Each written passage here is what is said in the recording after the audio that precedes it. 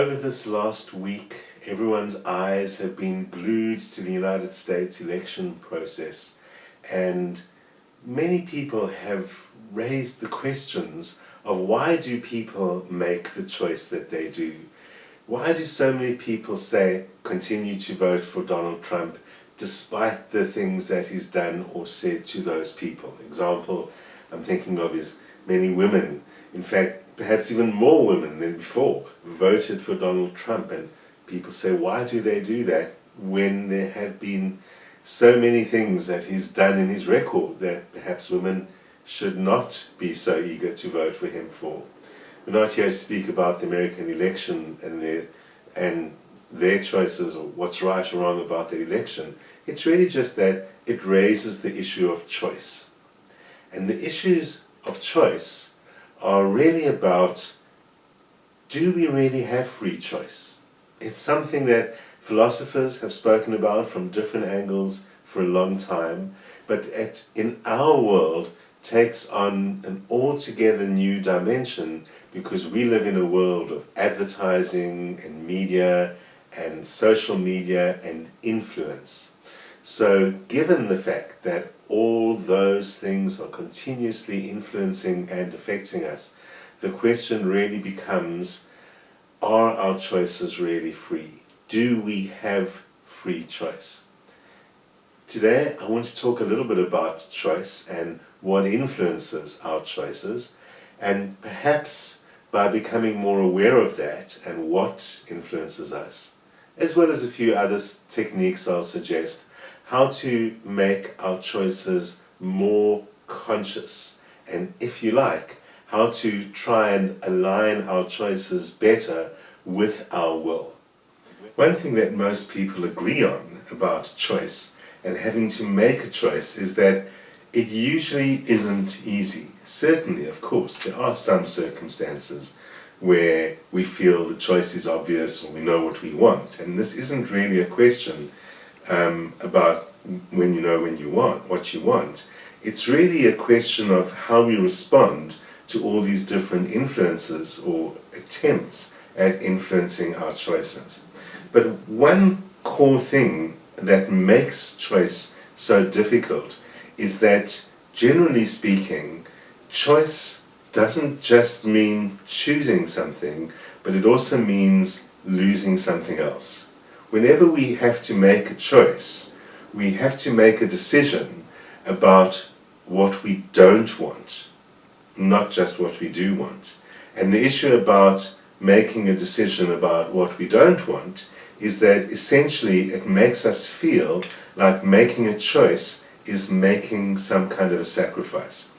And perhaps it is, but that can even be capitalized on by influencers in order to make us feel that if we don't choose, we lose, or if we do choose, we lose. So a focus on the negative side of choice is one of the things that propels us into making choices that sometimes might not be the choices we would make if we weren't alerted to the negative side of that choice. Choice entails sacrifice. But it's definitely useful for us as individuals in the situation of choice to think about that and to think about, how am I making this choice? Let me not focus on what I don't have as a result of making this choice, but rather let me focus on what I do get. So that is an important first step in taking power back and trying to exercise your own will when you are exercising your freedom of choice. Reminding yourself, choice is ultimately about what I do want. Because of course any focus on what do you lose and the sacrifice is often hypothetical. In principle, a lot of what you lose is what might have been and what might have happened. Again, not every circumstance is the same, and there certainly are circumstances when we would lose something in order for this choice to be fulfilled. But again, by focusing on the positive, the outcome, the gain, not the loss or the hypothetical outcome. We can actually focus more on what choice should be about. If we define choice or see choice as an act of sacrifice, it actually makes choices more difficult to do. It makes the whole idea of choice something that's difficult. I'm sure there's a couple of people out there who agree with me that choice is always difficult. But the psychologist William Glasser argued that all choices really are made to satisfy 5 basic human needs: survival, power, love or belonging, freedom, and pleasure. And so these different characteristics, these different needs kind of pull at us when we're making choices. And some of them have more power over us than others. So it does become another good question to ask yourself, in the face of choice, to ask yourself, in making this choice, which of the 5 needs am I trying to satisfy? By becoming more conscious of what those needs are, we can then more consciously ask ourselves the question, is this choice authentically aligned with that? Is this choice authentically more important than that one? Is this need more important right now than that one? One of the most powerful tools we have is consciousness. One of the reasons why we consult astrology or any other way of getting help and objectivity is to enhance our consciousness in the situation. It might be that because these are basic needs, they're driving us very strongly, and it's difficult to change them. But the fact remains, consciousness allows us to often make the better choice, where we're able to consciously see that a survival need is there, and maybe that's the survival of yourself or your children or whatever, in terms of what you might spend the money on. If you put it to yourself more clearly as this is the survival of my family versus this is belonging to the group that I need to feel acceptance from, it does make it a more conscious choice. And that leads to the question of, or the theory of, what is called rational choice theory. Rational choice theory says that we will make our choices according to which of those needs is most satisfied, or which of our own interests is most thoroughly fulfilled, which is the greatest benefit to us, which sounds obvious and logical and rational in itself. Surely we would make the choice that satisfies our own interests best. And under very neutral circumstances, that would be the case. We would like to believe that that's what people are doing when they choose in an election. We would like to believe that's what they're doing when they even choose a product off the shelf or some other option in their life. But the fact is, we are not in a position to make rational choices most of the time. And the reason for that is that we are continuously subject to various influences that deliberately or accidentally might influence our understanding of our own options.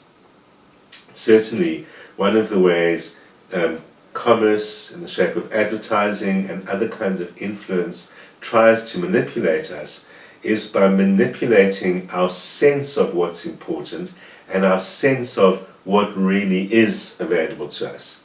The end result of all of this is that we're not good at weighing our needs and choices against each other. We're not good at dealing with conflicting needs. So what happens when you have both a need for freedom and a need for power? What happens if you have any 2 needs that conflict with each other? You're in a state of dilemma and you become open to influence by others. If someone else makes it seem easy, if someone else makes the choice for you, it takes away the conflict. And one thing we are forever trying to do is reduce our experience of conflict. So sometimes we end up making the easier choice. And there are a variety of ways to understand what is the easier choice. Well, of course, what that boils down to is really our own preferences. And our own preferences are heavily subject to biases. And it's those biases that influence our choices. We have both conscious biases, in which we know what we like, we know what our preference is. And more importantly for this conversation, we also have unconscious biases. So you might know what your favorite food is. You might know what your favorite animal is, and you might know why this is your favorite animal. I mean, when you take the issue of dogs versus cats, most people can clearly say why, if they have a preference, why they prefer one over the other. But if you ask a person why they prefer one color over another, they might not be easily able to answer that question. So that's an example of many types of biases that we have that are essentially unconscious. Those unconscious biases are usually referred to implicit biases. And those implicit biases that are operating all the time, often below the surface, affect almost everything that we do. But then when it comes to making ordinary everyday choices, those kind of things are obviously affecting us as well. And we all have different kinds of implicit biases that we might be able to identify. We might be able to surface them to bring them to the surface. But even things like when you choose a product, you have a particular bias that may be a conscious bias, such as I was taught always to choose the higher quality product, no matter what the circumstance might be. But there could be an implicit bias that you might believe, without knowing, that products made in that particular country are lesser or better. You might believe that because a particular group of people or a particular person uses that product, it's actually better. And you might unconsciously associate the product or those types of product with those types of people, and that influences how you're going to buy something or how you're going to respond to things. But whatever the specific bias is, it then starts becoming that the reason that we're choosing one thing over another is not really because of that thing. It's because of this set of assumptions that we bring along to the choice. And those kind of assumptions are often influenced or manipulated by influencers. Because when you have a look at all the news, say, about how social media can influence people's buying choices or influence people's voting choices, the scarier one, you think, how could that possibly happen? I mean, I wouldn't be so stupid as to do that. How can people be influenced? Surely they know what they want. Surely they look at their country or they look at their president or they look at whatever and the choice becomes obvious. The choice isn't obvious if we are being driven or influenced via our biases.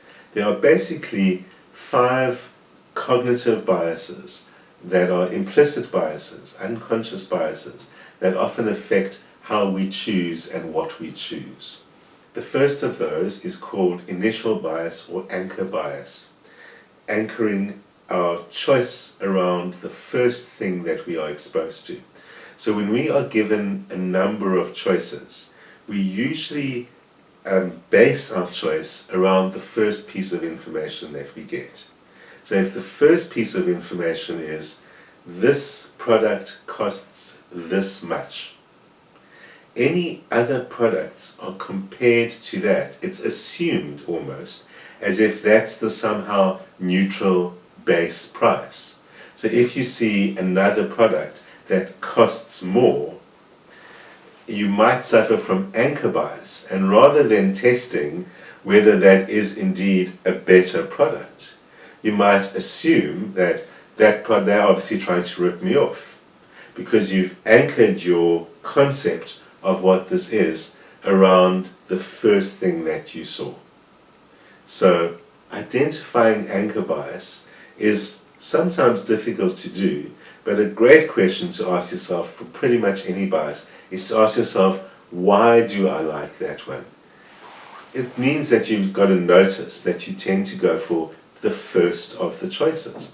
And in many situations, that's how anchor bias will reveal itself, that we tend to revert back to the first thing.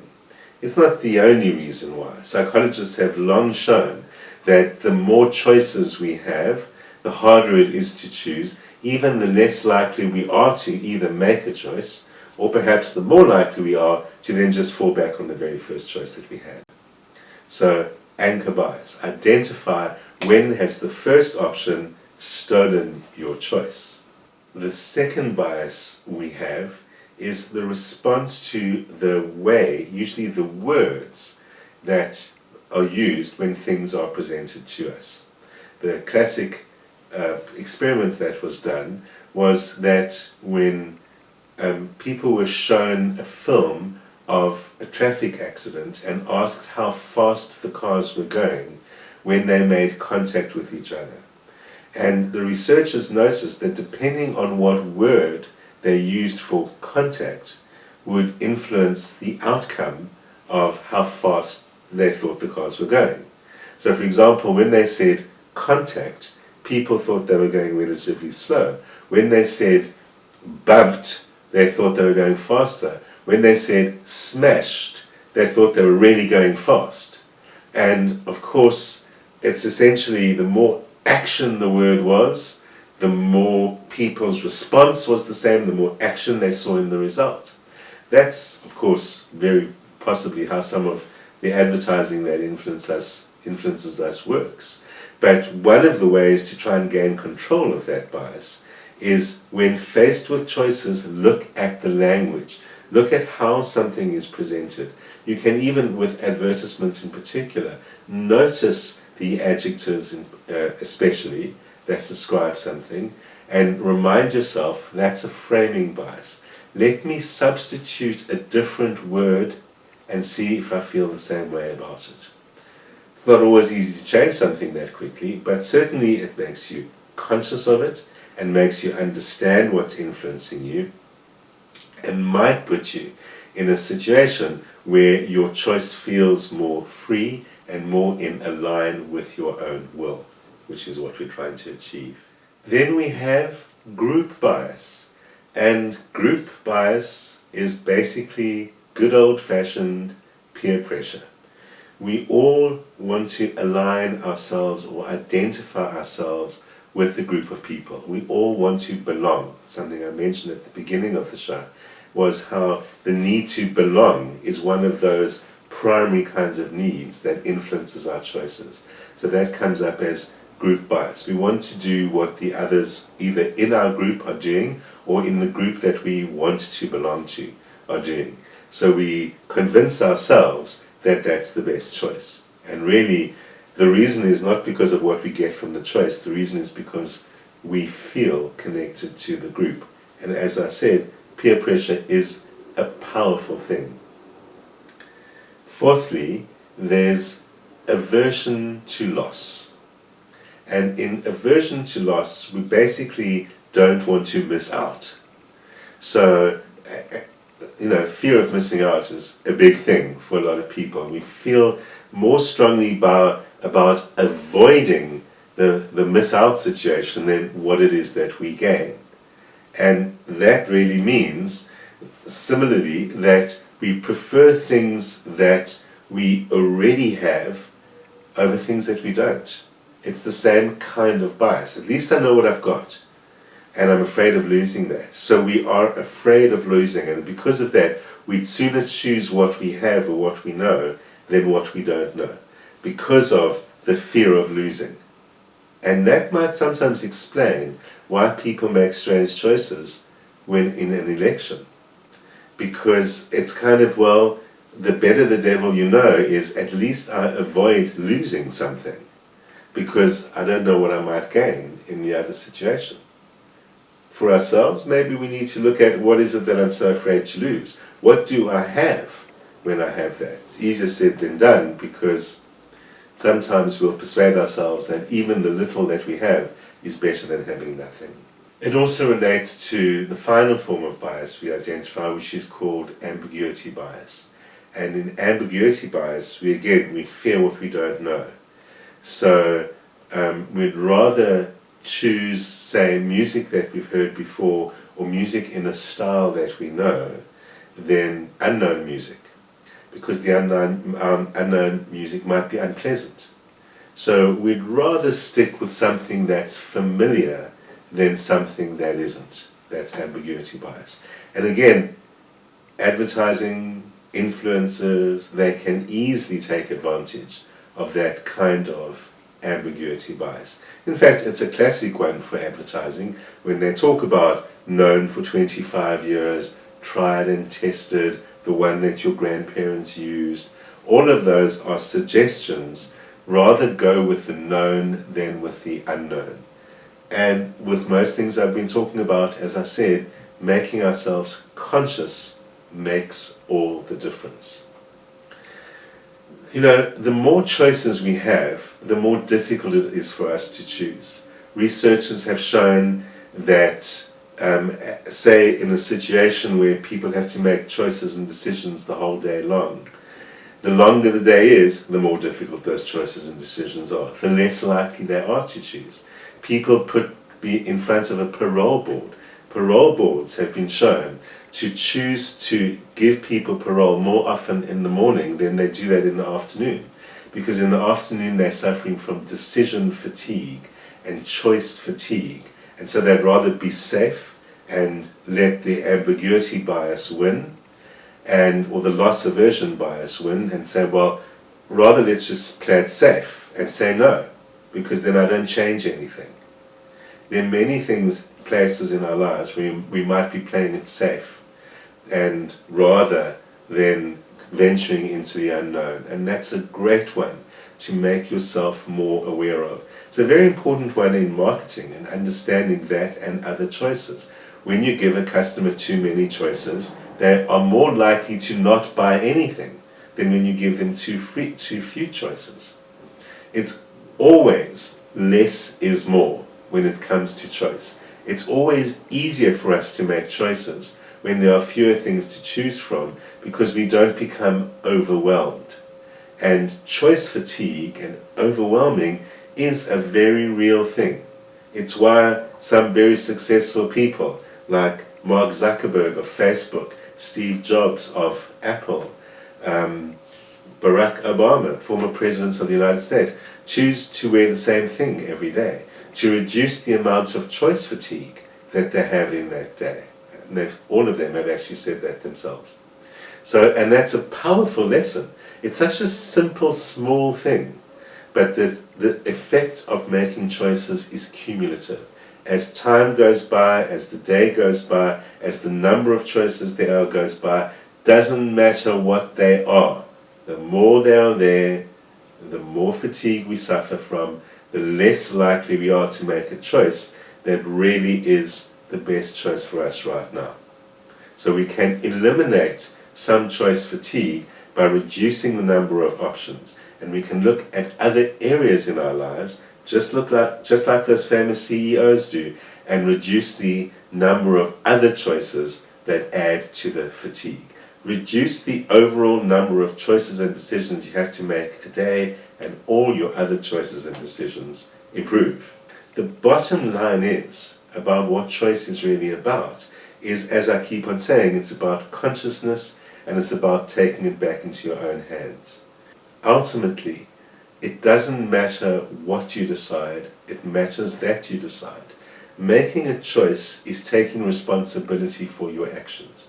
So one of the ways to really try and focus around consciousness, around free will, around overcoming bias and overcoming the influence of others is to tell yourself, it doesn't matter what I decide, it matters that I decide, because decision is the act of responsibility. So it doesn't mean any old decision will do. It means The act of decision is me exercising my will. Re-own that. Make yourself aware that there are many things influencing me, not the least of which is my own brain, which literally can influence you without you knowing. So, it doesn't matter what you decide. Make the decision, own the decision. I'll be back next week at the same time. See you there.